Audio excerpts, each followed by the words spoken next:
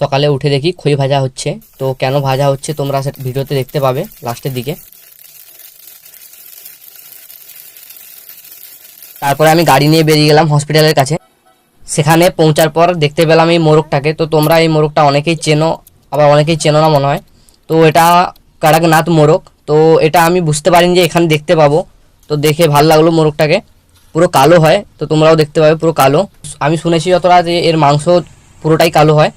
তারপরে বাড়ি থেকে কল আসে যে পুজো চালু হয়ে গেছে, চলে আয়। এসে দেখি সত্যি পুজো চালু হয়ে গেছে। তো তোমরা বুঝতেই পেরেছো যে সকালে কেন খই ভাজা হচ্ছিল। তো ষষ্ঠী মাতার পুজোর জন্য খই ভাজা চলছিল। কিছুক্ষণ পরেই পুষ্পাঞ্জলি হয়। তারপরেই ষষ্ঠী মাতাকে প্রসাদ খাওয়ানো হচ্ছিল। ষষ্ঠী মাতাকে প্রসাদ খাওয়ানোর পরেই যারা প্রসাদ নিতে এসেছিলেন তাদেরকে প্রসাদ দেওয়ার পরে ব্লগটা এখানে শেষ করলাম। জয় ষষ্ঠী মাতা।